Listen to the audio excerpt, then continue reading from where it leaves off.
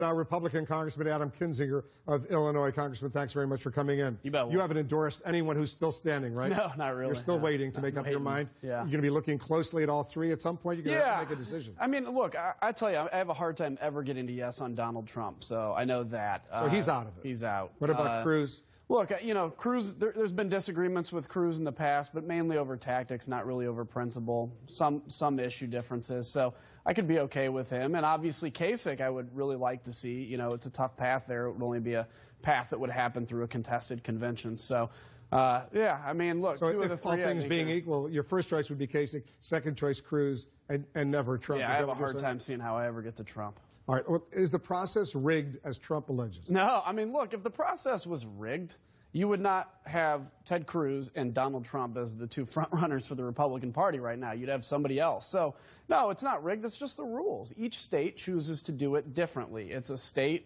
We believe in federalism, the strength of the state. The state can choose, the state parties can choose how they want to do nominations. We do a primary in Illinois. Some places do caucuses. It's the rules. The rules are known, and Donald Trump basically, and all he brags about being able to, bring people together and make deals and all this kind of stuff, he's unable to simply run for president. Well, what Trump says, some states do primaries, some states do caucuses, but other states like Colorado, they just do a convention where a relatively small percentage of the people, Republicans out there, get to make that decision. He says that's rigged because the overwhelming majority of Republicans don't even have a chance to get involved. It's amazing just the amount of whining that comes from him when he's not getting his way, and that's what's happening. I mean, look, he could have gone out and competed in Colorado and Wyoming, but he didn't have a strong enough team in place to know what needed to be done. So, look, he's running a strong campaign. He is the front runner for the Republican Party. I'm not going to take that away from him. But don't whine when you don't get your way, when you probably could have gone on the internet and found out what the rules are in each of these states. If he wins big in New York, and that's what the polls suggest, we know they're polls, they could be wrong, but if he wins big in New York and then next week wins big in Pennsylvania and Maryland, Connecticut, some of these other states along the mid-Atlantic states, the Northeast, could that propel him to get that nomination on the first round? Yeah, very possibly. I think it'll definitely put him in a better position. You see, this is a game about momentum. When Ted Cruz won Wisconsin, he had momentum. Now the momentum's going to shift to Donald Trump after this. The question is, does he get to the magical 1273 number? And look, the math is very tough on that. Ted Cruz, I think, is going to be competitive in California, be able to peel off some delegates. And Indiana's going to be a firewall for Ted Cruz that I think he can win. 1237, that's the magic number. That's right. That he needs 1237. 1237 is the magic number he needs on that first round. If he is the Republican nominee, I assume you will prefer him over Hillary Clinton or Bernie Sanders. Donald Trump? Yes. Yeah, I would prefer him over them. I have a hard time seeing how I get to yes on Trump ever, though. Even if he's the nominee? It's going to be tough. I'm not a never Trump guy because I never want to say never on that. I have a hard time seeing how I get there when I hear him talk about his foreign policy and, his knee-jerk reaction is to say no NATO, and then he walks it back later and some of these other things. Look, I put my country above my party. I'll do that any day of the week. Cruz says if Trump is the nominee, in his words, there would be an electoral bloodbath of Walter Mondale proportions. I guess the bottom line question, a lot of Republicans are fearful the Republican Party could really be damaged. Yeah, and that's the thing is, Donald Trump's good at branding, so he tries to brand this as, people in Washington being afraid that they're going to lose control. That's not it at all. It's that people in Washington or folks that, are in politics understand that he loses huge to Hillary Clinton. He's the only one getting absolutely crushed by her head-to-head. And that has implications beyond even just 2016. The entire future of the Supreme Court is up, not just in this appointment that has to be filled, but in the next 4 years, there's going to be a number of vacancies. This is a serious issue, well, you and think he's the only guy that can't win. You're up for re-election in November. You think if Trump is the leader of the Republican ticket, the presidential nominee, it could hurt down-ballot people like Republicans running for re-election? Yeah, I definitely don't think it helps. I mean, look, he's got terrible numbers among women, terrible numbers among Hispanics. Mitt Romney won white men to the proportion that Ronald Reagan did in 1984 and lost by millions of votes. We've got to grow our party. We have to talk about who belongs, not who doesn't belong, and that's not Donald Trump that talks like that. All right, Congressman, there's other news that I want to discuss with you. Want to take a quick break. Much more with Adam Kinzinger, the Republican congressman from Illinois, right after. During a very brief and unannounced visit to Baghdad today, the Defense Secretary Ash Carter announced the United States will send more than 200 additional U.S. troops to Iraq to serve as advisors and trainers. TAC helicopters are also being sent.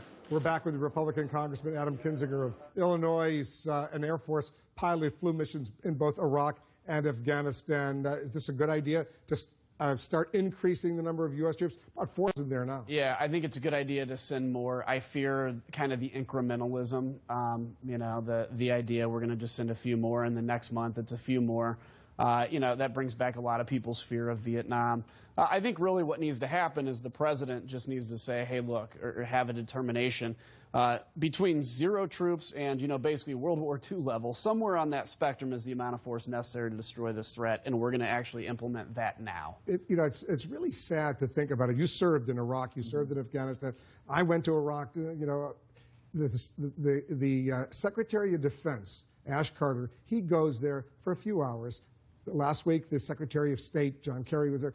Neither one of them can even spend the night in Baghdad because it's apparently too dangerous. They fly in, they don't announce anything, they meet some troops, they meet some folks, they fly right out, they go to Abu Dhabi or whatever because it's not safe. What does that say to you all these years later that a defense secretary or a secretary of state are not even able to spend the night in Baghdad? Well, it's well said. It hurts. I mean, when I left Iraq the last time in 2009 as a military guy, I mean, it was we had the war basically won. Al-Qaeda, Iraq was almost decimated, and Iraq was a fairly safe place. We can revisit what went wrong after that, but it is sad to see. Now, I'm still hopeful that in the long run, after ISIS is defeated, when the political situation is figured out, that Iraq will be seen eventually as a success story.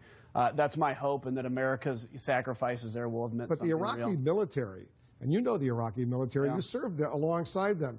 The U.S. spent billions and billions of dollars training the Iraqi military, and for now 2 years, they can't even retake the second largest city in Iraq, Mosul, a city where a lot of U.S. troops fought and died to take that city, and all of us, and ISIS is still in control. I landed my plane into Mosul just to refuel. Felt totally safe doing it, and I mean, it's sad. And one of the problems we saw with the Iraqi military is you had basically a melting away of good officers, and as with any military, you have to have good leaders, and that didn't happen. It became in essence secularized or segregated into different kind of whatever you believe, and so that became a problem, and the military melted away, and it's almost like having to rebuild. You have the infrastructure in place, but you don't have the leadership in place, and that's the hope, is to get the leadership in place so that the vast bulk of the fighting can be by the Iraqis, as it should be, to take back their own country. Because you know Iraq well, you served there.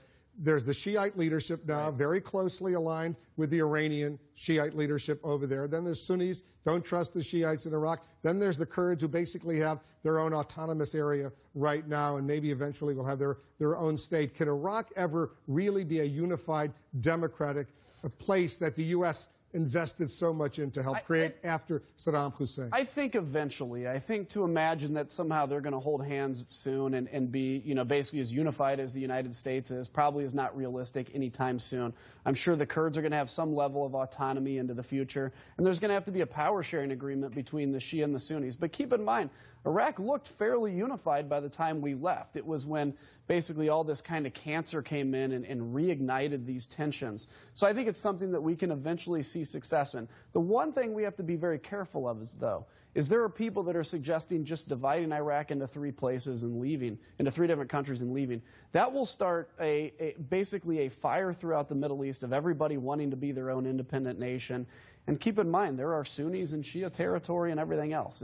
I think the result of that would be bad. It looks like there's a fire in the Middle East right now, North Africa. Even without that, that's going on there. Very quickly on Russia right now, these close encounters that we've seen between these Russian warplanes, U.S. ships, you're a pilot, you understand what's going on. Very disturbing. Yeah. The president spoke with Putin today. Anything positive going to come out of that conversation? Well, it's fine when the president speaks to Putin, fine. I guess he didn't even bring up the issue of these aircraft. They said, well, it's happened a lot in the past. Look, this is a serious problem. It's one thing to do a show of force intercept. It's another thing to get within 30 feet of a U.S. naval vessel and a reconnaissance plane. This is going to lead to an escalating conflict if they're not careful. The Russian military is not as good as ours is. Congressman Kinzinger, thanks very much for coming in. Thanks. Adam Kinzinger is a Republican from Illinois.